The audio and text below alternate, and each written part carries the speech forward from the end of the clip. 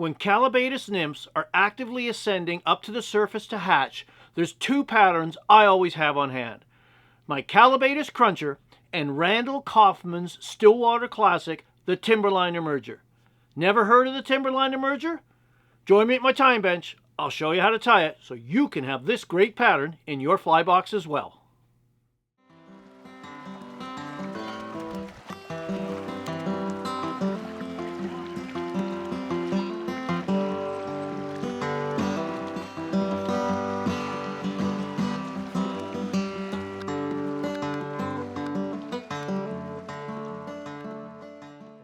So let's tie Kaufmann's Timberline Emerger. So in the vise, I've got a Daiichi 1760 size 14. You could tie these as big as a 12 and as small as a 16 or even an 18, but a 14 is probably my most common size for the mayflies I encounter. For the thread, we're going to use some of the classic waxed 12-aught in steel. I'm going to start our tying thread just back of the hook eye. Get it started. Good purchase on the hook.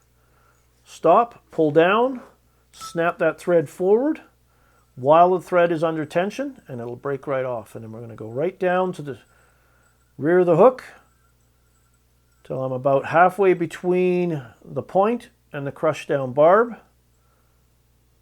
And I come forward about to the midpoint, tying the tail. And for the tail, Randall used to use originally, I believe, moose body hair, which you certainly could, but he also liked to use the Flue at the base of a pheasant rump feather, and that's what I'm going to use. So I'm actually going to use not this smaller stuff back here. I'm going to strip that away and use this upper part of the Flue, if you will, that's more or less the same length. And I'm just going to strip off a clump of this off one side of the feather. Gather it, tie this in to form a little clump tail to represent the shuck of the Callibaetis that's about half the shank length long. So I'm going to transfer that measurement to the rear of the hook, get a few wraps, 2 or 3 wraps to secure it, make sure I'm happy with the overall length. I can give this a little pinch if I want so it's not too much worry, and then I'm just lifting up slightly on the materials as I secure them down to where I've put my original thread wrap. I've got a nice little tail there, and then we're going to come forward, secure the rest of those butts along the shank. As we get near the hook eye, we'll come in with our scissors, lift up, trim away the excess, and then cover those up. And that looks pretty good. Again, that's going to represent the trailing shuck of the emerging Callibaetis that this is intended to represent. And for the, we're going to put a ribbing in here of some small copper wire or 0.3 millimeter wire. And we're just going to secure that down the near side of the hook all the way to the base of the tail.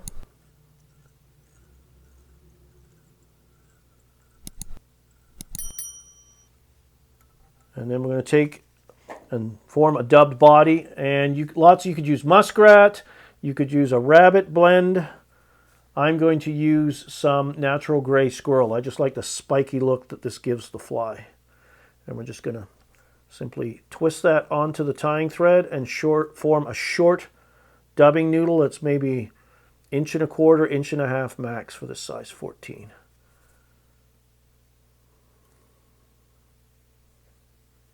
You can always add more dubbing, but it's a little tough to take it off. So got that in place, and then we're just going to take our dubbing and place the first wrap or two directly behind the wire and then come forward and form the body. So just build up a slight taper all the way up and stop your body about 2 hook eye widths back from the hook eye, because we've still got a hackle and a pair of Grizzly hackle tip wings to go in. So then we're going to take our wire and we're just going to wind that forward, forming some subtle segmentation, a little bit of flash as the copper comes through the squirrel. and then right up to where the thread is hanging. A couple of 3 wraps to tie it off, fold it back, a few more wraps to secure it, and then pull and helicopter to break away the excess. You could certainly come in with your dubbing brush or a little piece of Velcro and roughen this up a little bit, but squirrel hair has got that nice natural spiky look to it anyway.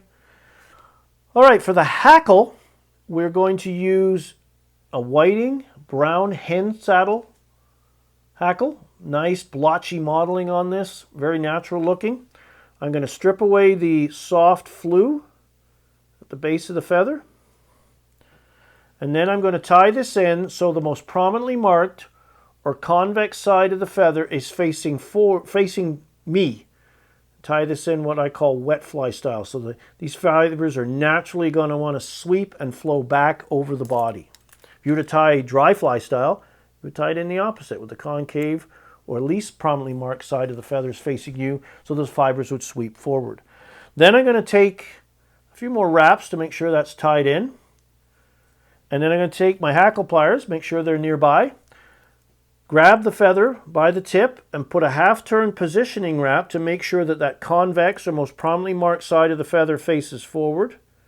Come in and grab the tip of the feather with my hackle pliers. I'm going to come up and pull back and sweep the fibers through my thumb and forefinger, and that'll further encourage them to flow back. And I'm going to take no more than 2 wraps of this feather in front to form the hackle. I'm just going to tie this off, a couple wraps over the top.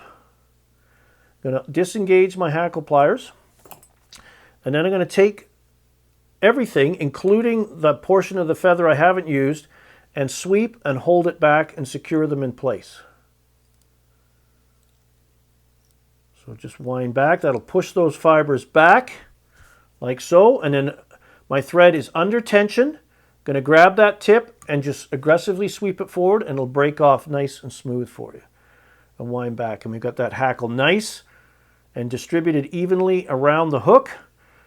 Now we're going to tie in the signature wings on this fly. So the wings are made up of Grizzly hackle tips, and you could use cock hackle, or I actually prefer to use a hen saddle. I just like the rounded look of the tips off a hen, and I'm going to take some 2 feathers right from down low here, so they're proportional. They look about balanced for this size of fly, a 14. And I'm just going to, off camera here, I'm just aligning them. I'll show you in a second. But I've got those 2 tips, and I've aligned them so they're even with the tips, and they're running away from each other. So I basically got them convex to convex side, so they'll run away from each other and splay. And I'm going to measure them so they reach back to the base of the tail. And once I'm happy with their position and their measurement, again, you can do this a couple of times to check. I'm going to come in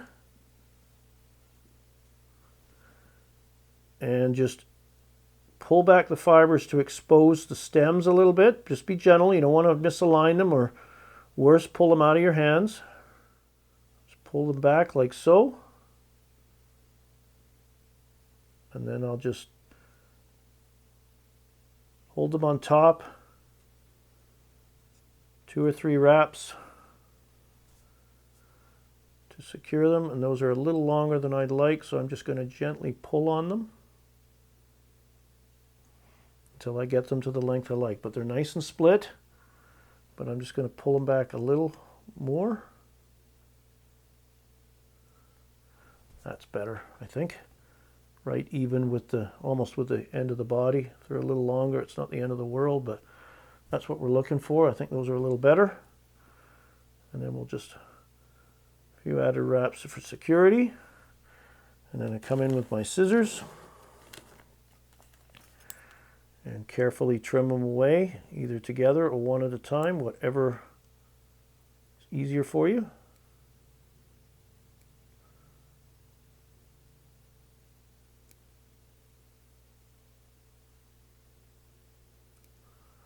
And then we're going to put a little bit of super glue on our tying thread.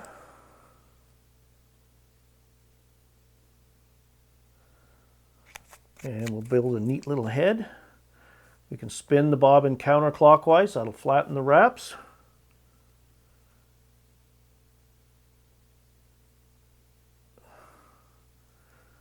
And then bring in our whip finisher. Pull a nice neat head down to the hook eye. Come in, trim away not only that little bit of fluff that's sticking out there that's driving me crazy. And you have your finished Timberline Emerger. When the mayflies are hatching, this fly can be absolutely deadly retrieved just back under the surface film.